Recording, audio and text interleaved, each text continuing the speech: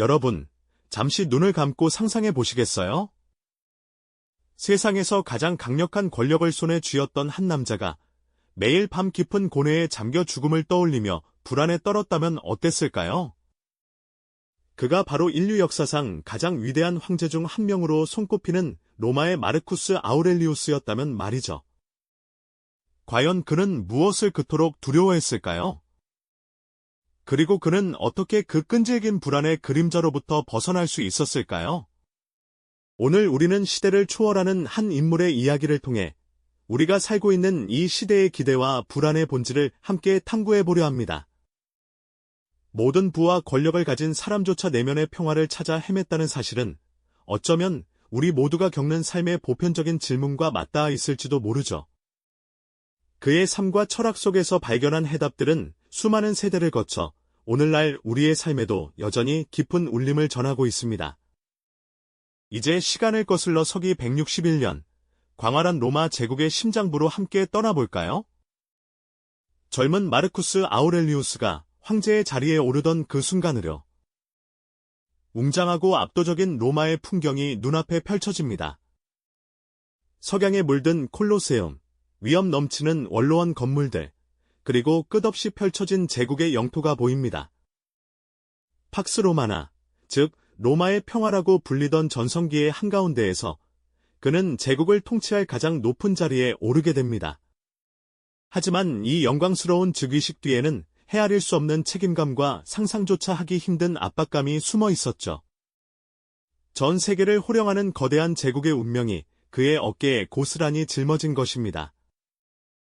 수많은 사람들이 그에게 기대의 시선을 보냈습니다. 원로원에 노예한 의원들은 그의 지혜를 갈망했고, 백성들은 그에게서 안정과 번영을 약속받고 싶어 했죠. 이 모든 기대는 젊은 황제의 내면을 짓누르는 무거운 짐이 되었을 겁니다. 밤늦도록 황제의 서재에는 촛불만이 유일한 빛을 들이웁니다. 산더미처럼 쌓인 문서들과 복잡한 지도를 앞에 두고 그는 깊은 생각에 잠겨 있습니다. 그의 얼굴에는 낮의 위험 대신 무거운 고뇌와 함께 알 수 없는 불안의 그림자가 드리워져 있죠. 겉으로 보기에는 모든 것을 가진 듯 보이지만 그의 내면은 거대한 제국만큼이나 복잡하고 혼란스러웠을 것입니다. 과연 그는 이 거대한 기대와 책임감 속에서 어떻게 자신을 지켜나갈 수 있었을까요? 다음 이야기에서 계속해서 그의 발자취를 따라가 보겠습니다. 로마의 황제로서 마르쿠스 아우렐리우스에게 주어진 현실은 결코 녹록지 않았습니다. 그의 재위 기간은 말 그대로 끊이지 않는 시련의 연속이었죠. 북방 게르만족의 침입은 제국의 국경을 끊임없이 위협했고, 동방에서는 파르티아 제국과의 갈등이 고조되었으며, 제국 내부에서는 끔찍한 전염병이 창궐하여 수많은 백성의 목숨을 앗아갔습니다. 이 모든 혼란은 황제인 그에게 고스란히 짊어져야 할 거대한 짐이었습니다. 매일 아침 눈을 뜨면 로마의 평화와 안녕을 지켜야 한다는 무거운 책임감이 그의 어깨를 짓눌렀을 테고요. 낮에는 전장에서 병사들과 함께 진흙탕을 헤치며 싸우고, 밤에는 수많은 보고서와 결제 서류에 파묻혀 잠못 이루는 나날을 보냈을 겁니다. 그의 내면은 외부의 거친 파도처럼 요동쳤을 것입니다. 과연 이 모든 위협과 혼란 속에서 그는 어떻게 흔들리지 않는 평정심을 찾을 수 있었을까요? 바로 이때 마르쿠스 아우렐리우스는 자신의 삶을 지탱해줄 강력한 지지대를 발견합니다. 그것은 바로 스토아 철학이었죠. 그는 이미 젊은 시절부터 스토아 철학에 깊은 관심을 가지고 있었지만 제국의 황제로서 겪는 현실의 무게는 그를 더욱 이 철학의 심오한 가르침 속으로 이끌었습니다. 스토아 철학은 그에게 외부의 사건들은 우리가 통제할 수 없는 영역에 속하지만 그 사건들에 대한 우리의 반응과 판단만큼은 온전히 우리 자신의 의지에 달려있다는 심오한 지혜를 가르쳐 주었습니다. 마치 거대한 폭풍우가 몰아치는 바다 위에서 파도를 멈출 수는 없지만 그 파도를 바라보고 해석하는 우리의 마음가짐은 스스로 선택할 수 있는 것과 같다고 할까요? 그는 이 깨달음을 통해 자신의 기대를 외부의 불확실한 결과에 온전히 두는 대신 오직 자신의 내면을 갈고 닦는 데 집중하는 결정적인 전환점을 맞이합니다. 이러한 내면의 집중은 그의 삶에 거대한 변화를 가져왔습니다. 그는 더 이상 외부의 혼란에 일희일비하며 감정을 소모하지 않고 자신의 통제 범위 내에 있는 것들에만 에너지를 쏟기 시작했습니다. 무엇을 생각하고 어떻게 반응하며 어떤 태도로 삶에 임할 것인가. 이 모든 것은 오롯이 자신만이 결정할 수 있는 영역임을 깊이 깨달은 것이죠. 이러한 자기 성찰과 내면의 치열한 대화는 그의 저서인 파명상록으로 탄생하게 됩니다. 명상록은 사실 세상에 공개될 목적으로 쓰인 책이 아니었습니다. 그것은 전장의 한복판, 얼어붙은 밤하늘 아래 촛불 하나에 의지하여 오늘날 황제의 일기장이자 가장 사적인 고백록으로 남아있죠.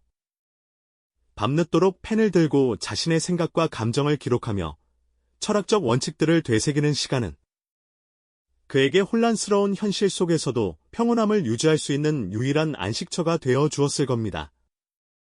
명상록의 페이지마다 그의 깊은 고뇌와 지적인 탐구의 흔적이 고스란히 담겨 있습니다. 그는 마치 거울을 보듯 자신의 마음을 들여다보고 자신의 행동과 판단을 끊임없이 되짚었죠. 죽음은 늘 우리 곁에 있다. 욕망은 고통의 근원이다. 우리가 통제할 수 없는 것에 연연하지 말라와 같은 스토아 철학의 핵심 가르침들을 자신의 언어로 재해석하고 실제 삶에 어떻게 적용할 수 있을지 치열하게 고민했습니다. 그 순간들은 그에게 단순히 글을 쓰는 행위를 넘어 경랑 속에서도 흔들리지 않는 자신만의 중심을 찾아가는 치열한 내면의 대화였습니다.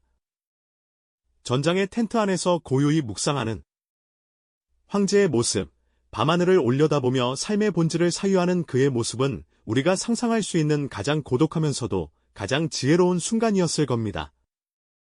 서서히 그의 내면에는 고요한 평온함이 스며들기 시작했습니다. 외부의 모든 것이 무너져 내리는 듯한 상황에서도 그는 자신의 마음속에 굳건한 평화의 성체를 쌓아 올리고 있었던 것이죠. 이처럼 기대를 외부에 두는 대신 자신의 내면에 집중하는 전환점을 맞이한 마르쿠스 아우렐리우스는 과연 어떤 모습으로 제국을 이끌어 나갔을까요? 그의 지혜가 어떻게 불멸의 가르침으로 남게 되었는지 다음 이야기에서 더 자세히 살펴보겠습니다. 이처럼 혼돈 속에서 자신만의 평온을 찾아 나선 마르쿠스 아우렐리우스는 스토아 철학이라는 굳건한 등대를 향해 더욱 깊이 나아갔습니다. 그에게 스토아 철학은 단순히 학문적 탐구를 넘어 경랑에 휩쓸리지 않고 삶을 지탱하는 강력한 지지대였죠. 그는 매일같이 철학 원칙들을 되새기고 내면을 깊숙이 들여다보며 외부 파도 속에서도 흔들리지 않는 닻을 내렸습니다. 우리가 통제할 수 있는 것과 없는 것을 명확히 구분하는 스토아 철학의 핵심 가르침은 황제가 짊어진 무거운 짐을 덜어내는데 결정적 역할을 했습니다. 전염병이 창궐하고 국경 너머 야만족 침략이 끊이지 않으며 심지어 믿었던 측근마저 등을 돌리는 상황 속에서도 그는 자신의 감정적 반응만은 온전히 통제할 수 있다는 사실을 깨달았죠. 마치 거대한 폭풍 후 속 작은 나룻배를 탄 사람이 바람 방향이나 파도 높이를 바꿀 수는 없지만 노젓는 힘과 방향만큼은 스스로 결정할 수 있는 것과 같았습니다. 그는 외부 사건들 자체에 일희일비하기보다 그것들을 어떻게 받아들이고 해석할 것인가에 집중했습니다. 죽음은 늘 우리 곁에 있다. 욕망은 고통의 근원이다. 우리가 통제할 수 없는 것에 연연하지 말라는 스토아 철학 가르침들을 자신의 언어로 재해석하고 실제 제국 운영과 개인 삶에 어떻게 적용할지 치열하게 고민했습니다. 이는 단순한 지적 유의가 아니었죠. 끝없이 밀려오는 국가 위기 앞에서 황제로서의 책임감과 인간적 고뇌 사이에서 균형을 잡으려는 처절한 노력이었습니다.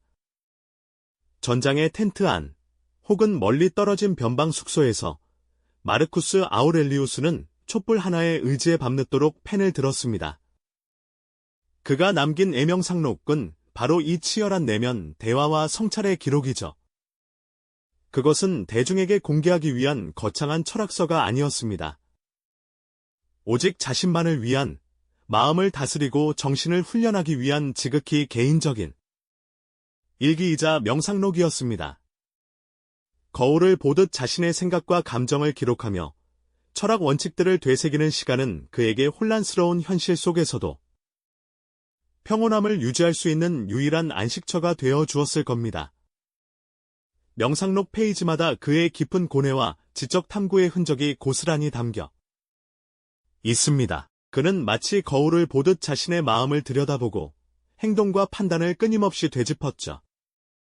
그 순간들은 그에게 단순히 글을 쓰는 행위를 넘어 경랑 속에서도 흔들리지 않는 자신만의 중심을 찾아가는 치열한 내면 대화였습니다. 밤하늘을 올려다보며 삶의 본질을 사유하는 황제의 모습은 우리가 상상할 수 있는 가장 고독하면서도 가장 지혜로운 순간이었을 겁니다. 서서히 그의 내면에는 고요한 평온함이 스며들기 시작했습니다. 외부의 모든 것이 무너져 내리는 듯한 상황에서도 그는 자신의 마음속에 굳건한 평화의 성체를 쌓아 올리고 있었던 것이죠.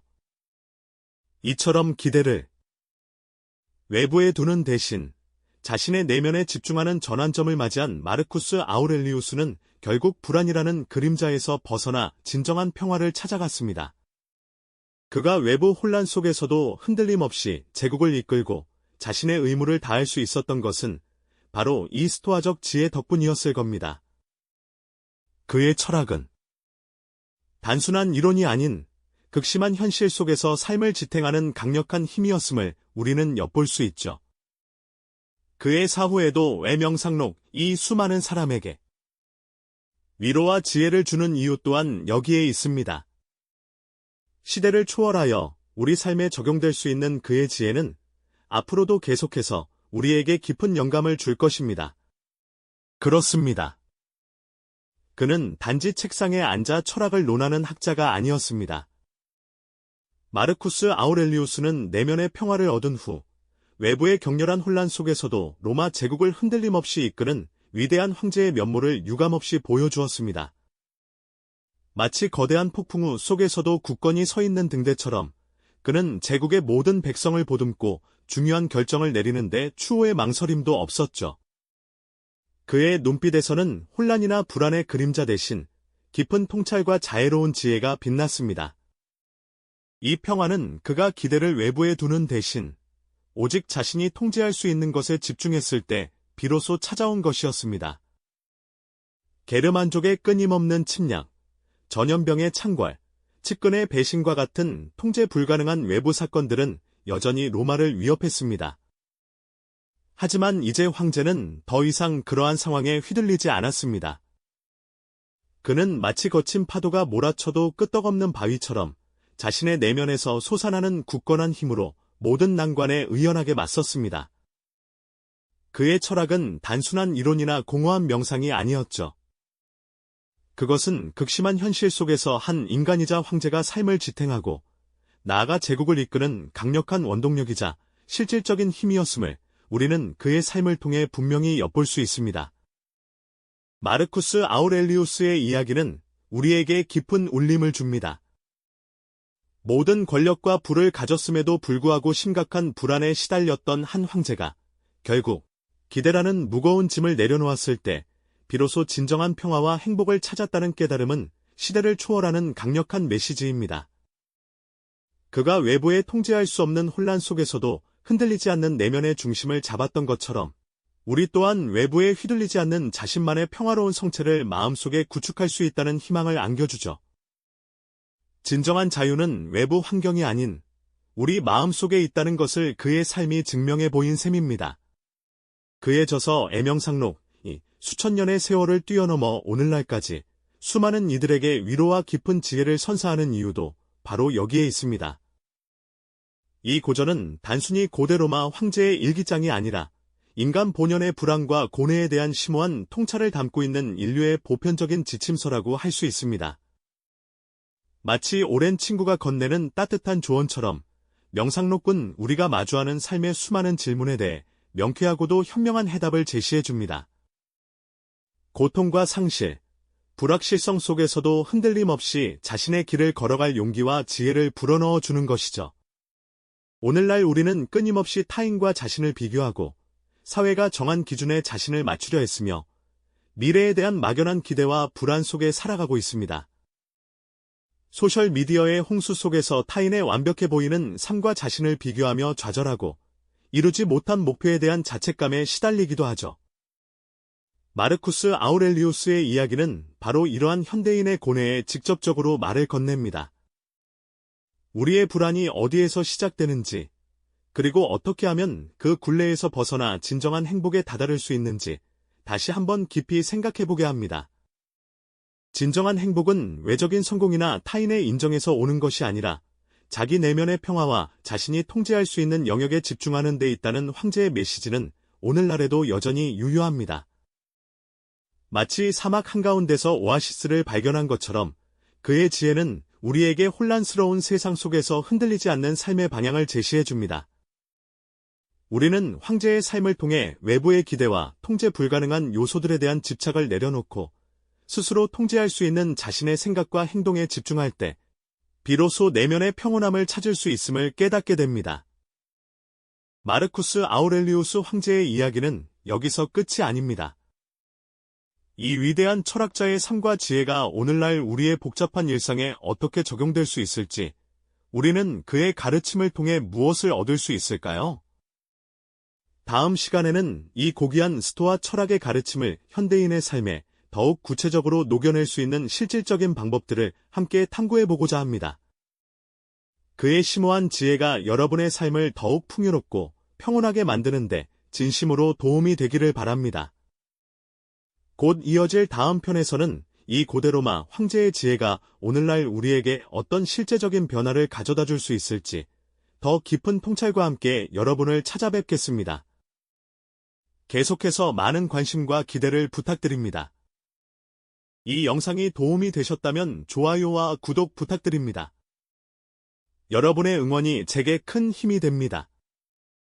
다음 영상에서도 더 유용한 정보를 공유하겠습니다. 감사합니다.